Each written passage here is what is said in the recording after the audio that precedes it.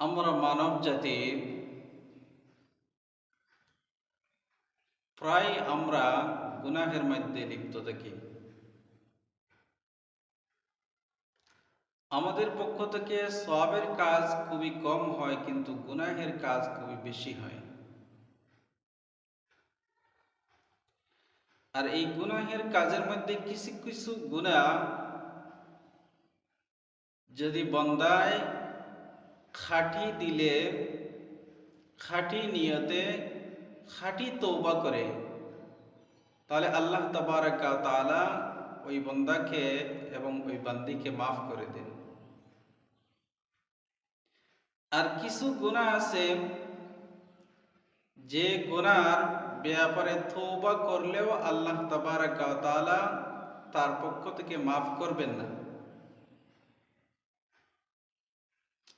যে সমস্ত গুনাহ আল্লাহ তাআলা মাফ করবেন, এই সমস্ত গুনার ব্যাপারে আল্লাহ রাব্বুল আলামিন বলতেছেন, قُلْ يَا عِبَادِيَ الَّذِينَ أَسْرَفُوا عَلَى أَنفُسِهِمْ لَا تَقْنَطُوا مِنْ رَحْمَةِ اللَّهِ إِنَّ اللَّهَ يَغْفِرُ الذُّنُوبَ جَمِيعًا إِنَّهُ هُوَ الْغَفُورُ الرَّحِيمُ। আল্লাহ তাআলা বলেন, হে নবী আপনি বলুন, হে আমার বান্দারা, তোমরা তোমাদের নফসের উপরে যারা জুলুম করেছ, অন্যায় করেছ, গুনাহের কাজের মধ্যে লিপ্ত হয়েছ, তোমরা আমার রহমত থেকে নিরাশ হইও না। আমি যাবতীয় গুনাহ ক্ষমা করি। আল্লাহ তাবারাক ওয়া তাআলা অতি দয়ালু এবং ক্ষমাশীল। তাহলে এই আয়াত দ্বারা বোঝা গেল, গুনাহ করার পরে আমরা আল্লাহ তাআলার রহমত থেকে নিরাশ হব না। আল্লাহ তাআলার দরবারে আমরা খাঁটি তওবা করব। তওবা করলে আল্লাহ তাবারাক ওয়া তাআলা আমাদেরকে মাফ করে দিবেন, ক্ষমা করে দিবেন। আর যে সমস্ত গুনাহ আল্লাহ তাবারাক ওয়া তাআলা তওবা করার পর মাফ করবেন না, এই সমস্ত গুনাহের মধ্যে থেকে একটা গুনাহ হচ্ছে গীবত, শিকায়ত, পরনিন্দা। এই পরনিন্দা, গীবত, শিকায়ত, এটা আল্লাহ তাআলা মাফ করবেন না। এখন আসুন, পরনিন্দা কাকে বলে? রাসূলুল্লাহ সাল্লাল্লাহু আলাইহি ওয়াসাল্লাম বলেন, যিকরুকা আখাকা বিমা ইয়াকরাহু, তোমার ভাইয়ের ওই সমস্ত দোষ চর্চা করা, যে সমস্ত দোষের চর্চা শুনলে তোমার ভাই কি হয়? অসন্তুষ্ট হয়, নারাজ হয়, বেজার হয়। ওই সমস্ত দোষ চর্চা করাকে বলে গীবত। অর্থাৎ একজন মানুষের মধ্যে একটা দোষ আছে, ওই দোষকে যদি আপনি কি করেন, অন্যের কাছে বলেন, তাহলে ওই ভাই কি হবে? যার দোষের কথা বলছেন সে অসন্তুষ্ট হবে। সেটাকেই বলা হয় গীবত। জনাবে রাসূলুল্লাহ সাল্লাল্লাহু আলাইহি ওয়াসাল্লামের কাছে একদিন একজন মহিলা আসছে তার কোনো প্রয়োজনে। যখন তার প্রয়োজন শেষ হয়ে গেছে, সে চলে গেছে।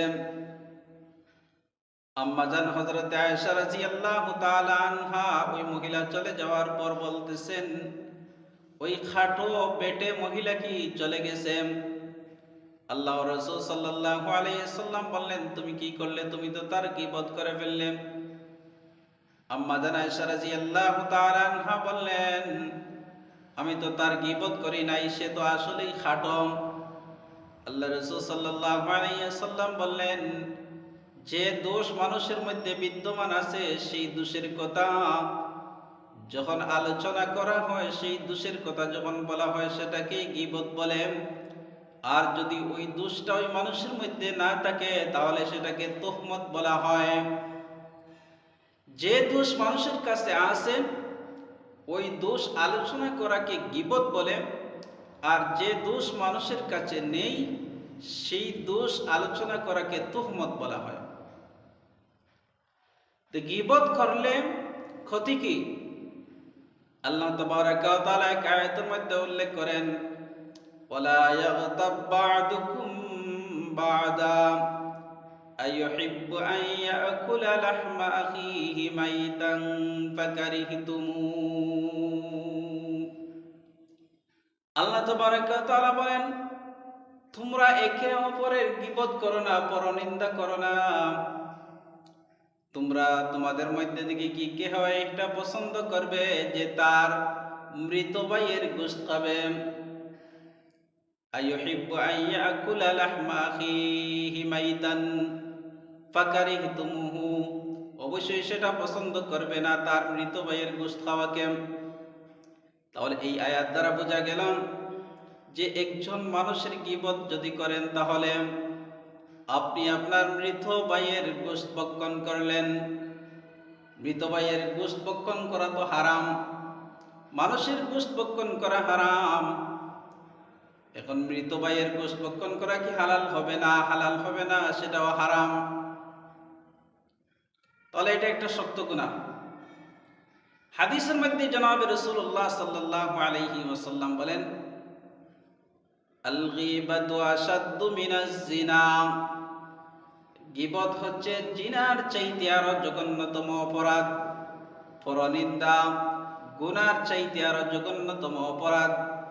কিভাবে জিনার চাইতে জঘন্যতম অপরাধ? পরবর্তীতে জনাবে রাসূলুল্লাহ সাল্লাল্লাহু আলাইহি ওয়াসাল্লাম বলেন, সাহাবায়ে কেরাম জিজ্ঞাসা করেছিলেন, কাইফা, কিভাবে? আল্লাহ রাসূল সাল্লাল্লাহু আলাইহি সাল্লাম বললেন, একজন মানুষ যদি জিনা করে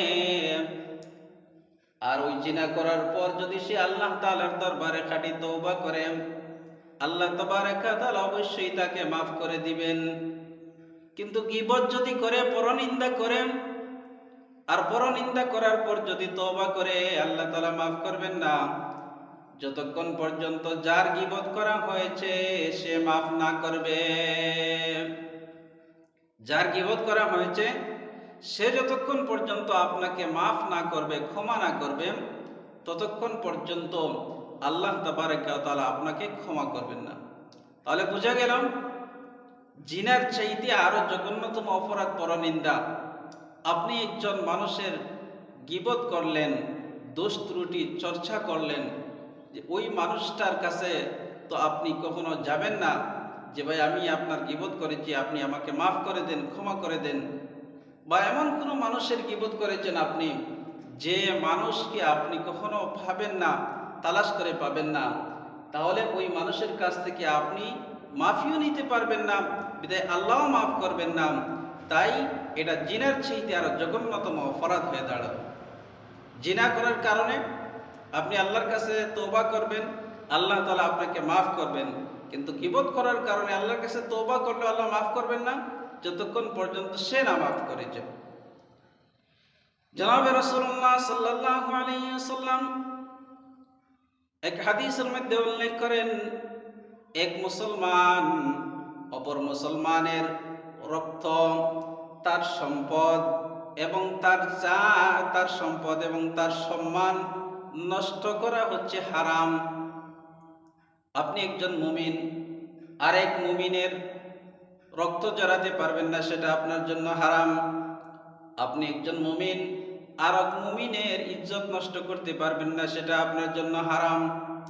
আপনি একজন মুমিন, আরেক মুমিনের সম্পদ আপনি নষ্ট করতে পারবেন না, সেটা আপনার জন্য হারাম। গীবত করার কারণে একজন মুমিনের ইজ্জতের হানি হয়। আপনি যার গীবত করলেন, যার কাছে করলেন, তার কাছে ওই ব্যক্তির কোনো সম্মান থাকে না, মর্যাদা থাকে না, সে ওই ব্যক্তিকে হেয় প্রতিপন্ন করে। এই জন্য গীবত হচ্ছে আপনার এমন একটা জিনিস, যেই জিনিসের কারণে মানুষের ইজ্জত নষ্ট হয়। মানুষের ইজ্জত নষ্ট করা হারাম। আল্লাহ তাবারাকা ওয়া তাআলা এক আয়াতের মধ্যে বলেন, ওয়াইলুল লিকুল্লি হুমাযাতিল লুমাযা, ধ্বংস সে যে মানুষের দোষ ত্রুটি তালাশ করে এবং কটূক্তি করে। ওই সমস্ত মানুষ ধ্বংসের মধ্যে যারা মানুষের দোষ ত্রুটি খুঁজাখুঁজি করেন, তালাশ করেন, কার কি দোষ আছে সেটা চর্চা করার জন্য, কটূক্তি করার জন্য কি করে আপনার দোষ তালাশ করে এবং সেটাকে চর্চা করে এবং তাকে কটূক্তি করে। তো ওই সমস্ত মানুষ কি ধ্বংসশীল। তো গীবত কখনো করা যাবে না। তবে কোন ধরনের গীবত করা যাবে? যেমন একজন মানুষের দ্বারা ইসলামের কি হচ্ছে, ক্ষতি হচ্ছে। একজন মানুষের দ্বারা ইসলামের কি হচ্ছে, ক্ষতি হচ্ছে, বা অপর মুসলমানের কি হচ্ছে, ক্ষতি হচ্ছে। যেমন একজন জালিম অপর একজন মুসলমানকে জুলুম করছে। তো এই ব্যাপারে আপনার ওই ব্যক্তিকে জুলুম থেকে বাঁচানোর জন্য, জালিমের হাত থেকে বাঁচানোর জন্য তার এইগুলা চর্চা করা যাবে, যাতে অপর মুসলমানও এই জালিমের হাত থেকে কি করে বাঁচে। বা এমন একজন মানুষ যার ঈমান আকীদা ঠিক নয়, কিন্তু তার কাছে মানুষ বারবার আসা যাওয়া করে, তার কাছে মানুষ আসে বসে তার কথা শুনে। এই ধরনের মানুষের চাই সে যদি আলিমও হয়, তাহলে ওই ধরনের মানুষের দুশ্চর্চা করা যাবে। অন্য মুসলমানকে হেফাজত করার জন্য, অন্য মুসলমানের ঈমান এবং আকীদা হেফাজত করার জন্য তার দুশ্চর্চা করা যাবে। কিন্তু যে সমস্ত কারণে মানুষের কি হয় না, কোনো ক্ষতি হয় না, ইসলামের কোনো ক্ষতি হয় না, এই ধরনের দোষ কখনো চর্চা করা যাবে না।